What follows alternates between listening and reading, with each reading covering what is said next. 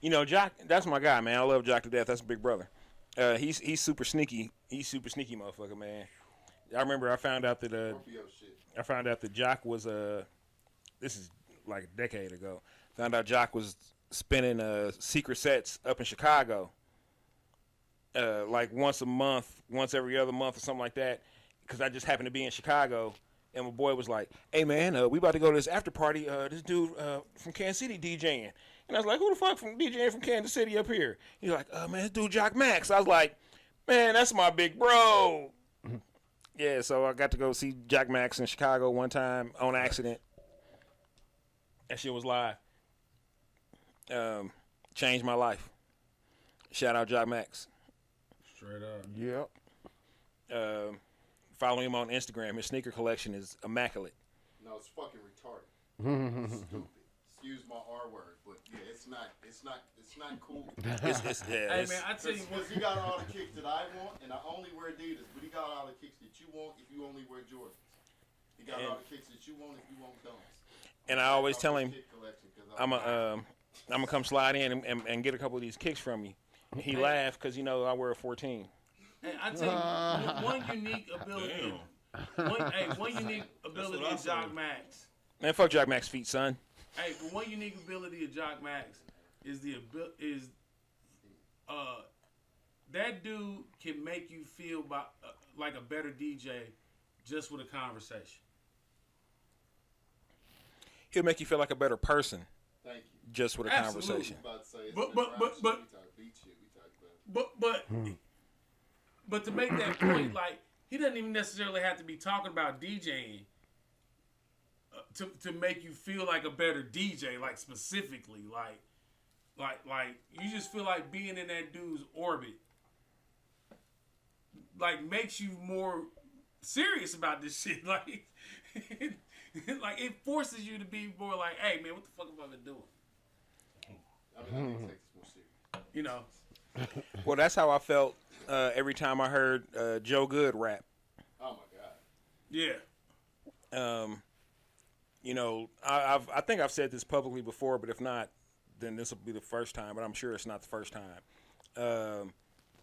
I was on tour when Joe Good retired, and I almost left the tour because I said that, in my opinion, that happened. That did happen then. And I said, in my opinion, Joe Good is the coldest cat that I've heard on a microphone in a long time in real life.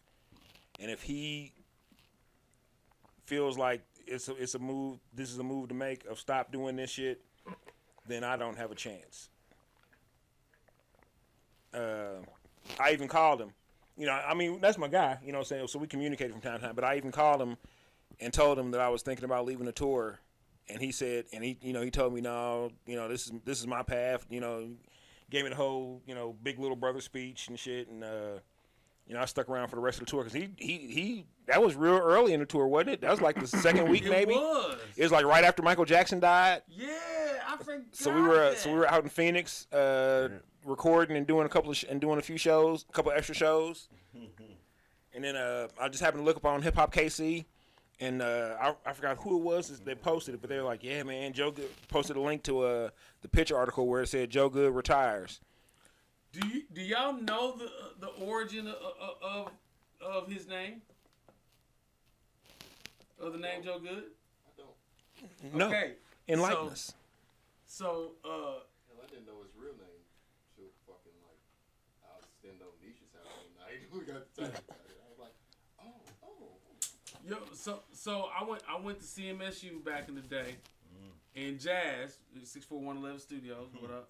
Big up Jazz. just shut up. Boy. Shouts out to Nat Brad down there. We were both down there at the same time. Man, fuck Nat Brad. And that is early Jazz. That is early prototypical 64111 Studios. Nat Brad took you under. It did. The hood took me under down there, man. Never thought it would. It took me under. See, Jazz was South Yater, third floor cartel. Hey, yeah. See, y'all was up there set tripping on campus. man. That's why none of Hey. y'all at CMSU was graduating. Man, we was Hey. in that Brad hustlers, It was a man. real thing, man. Yeah, that's why y'all wasn't graduating up there. Y'all was too busy gang banging on man. campus. I was a hustler. I wasn't a gangbanger. I was a hustler. Y'all was some gang banging drunks up. Hey, Jazz had the prime setup down there in Yater, man. He had a room to himself, right? And the dorms at CMSU. And the cafeteria was in that mug. You would have twin beds, so he would put them twin beds together. That's what I and have a did. king.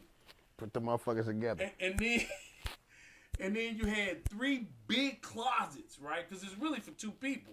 Yep. So he had 3 big closets.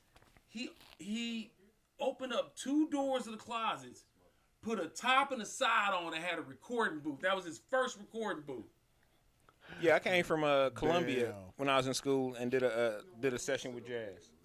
Damn. I got to talk about this shit. Since you talking about Jazz, Hop in a chair. that shit kind of fucked You me up, come man. sit on here if you want, man. Yeah, you know what? Oh yeah, go sit over. Yeah, Shit. we got special guests tonight. Big ups to Mike Brass. For Mike putting my Brass. shit together over here, brother. He I my want that in just a minute. For sure. Because I got the monitors and all that shit in my mindset and all that. What's that, man? But I'm proud to say I got a song with Joe Good. so it was cartel business down there. Like they do a little party. They had parties in the dorms. Fucking and Jazz was recording down there. He had cats coming from KC, come from Columbia, from the fucking Air Force Base down there. Like he was down there doing the music tech program before the music tech program started. he kind of helped get it going. Thank you. It I was about to say that. Hey, it was me, Jazz, and Josh Williams that politic for music tech program down there. Dang. I thought that was me that did that, man. Straight up. Politic for a bar on campus. Yeah. Well, no, it was but, something else I was trying to, But So you remember that. yeah. So Jazz is down there doing his thing, and his little brother would come down and Gunjack. Something to the homie Trey. Flip side of this story in a minute. What them niggas was doing. So fuck it. Hey, fuck it. Because he retired anyway. Jamal and Trey would come down to Warrensburg. You know what I mean? And we would all chop it up. It was all cool and shit. And one of the times he came down, and he was just starting to do a little rhyming here and there. You know what I mean? He wasn't really revealing all of his shit, but he was just putting it together. And then one day they just came through and it was like something. I was like, nah, it's Joe Good. So my name is Joe Good now, man. My name, he's like, fuck, my name is Joe Good. I was like, what do you mean? He's like, what's going on? He's like, hey, bro. He's like, hey, when you go out there on Business 50 Highway, there's a State Farm insurance agency over there. And that motherfucker owned by a dude named Joe Good. And he was like, hey, man, that's a bad motherfucker name there. Fuck that, I'm taking that shit. It sounded Fuck good it, to I'm me. so So, good. fuck the backstory. It sounded good. That's funny that you would talk about that, them being down there, because they used to come up to the open mic when we did it down on 18th and Vine. Yep, absolutely. And we'd be out in the Jeep burning. And Frame would come down too. Yeah, right? So Yep. we're sitting out there, I watched this little nigga walk up. I'm like, yeah, he walking around and see who gonna try to Mardi get him, Gras? man. Yeah, we was down in Mardi Gras. He was trying to, who gonna try? Come on, come here. Come to this back door. Go on in there. You gonna rhyme and you gonna go on. If I see you with a drink, you ain't getting shit else. All right, bet, because I know your mama, nigga. You ain't about to drink around me and go to the house. Got you. You know what I'm saying? But we'll throw him up on stage all the time. Yeah. Unexpectedly. Like, oh yeah, we got my man Joe Good. He come up there like, I didn't know I was next. Got him. Jimmy, you got him? Yep, I got him. He got some special shit for him or something. We always did him like that. Did Godimus like that. Did a bunch of cats like that because it was all about exposing them cats. And then later on, working with Tommy Lift, me, Jimmy, and Lift was over there doing Hemless joints and doing a couple of audio production for MK12 Studios, Video Studio KC, and was helping Jazz insulate and buy shit because Tommy was trying to put his studio on the other side. Tommy kind of let his go and ended up doing his house, but Jazz kept doing in that studio, and everybody was like, Mike, we got real studio now. I remember he came to me. He's like, we out the basement. Whoop de whoop. We got real. I was like, where you at? He's like, down on Summit. I was like, wait a minute. You over there in Liv's building? He's like, yeah. Liv about to move in the other side. Bet I'll be down there. Yeah. Oh man, I remember when that was when that first came together. Boy.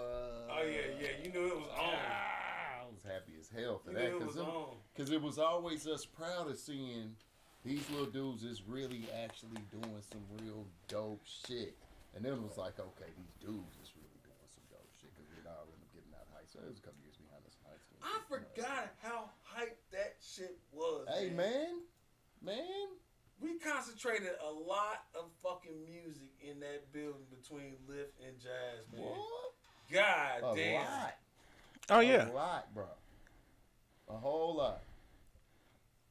Like When Lift moved out 64111. real crazy. man, that was a real fucking power move, man. 64111 truly is one of the hip hop.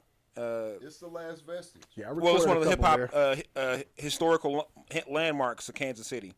Yeah, Straight up. I recorded some tracks there, man. Don't say that, man. That make me feel old because I watched it happen. Yeah. But still, I watched it happen, and it was fucking awesome.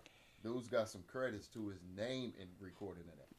I mean, if you are an MC or a rapper in Kansas City and haven't recorded a track at Jazz's, I question your entire resume. Yeah, got to. I really do. No, I mean I do too. You know, I know I recorded a couple.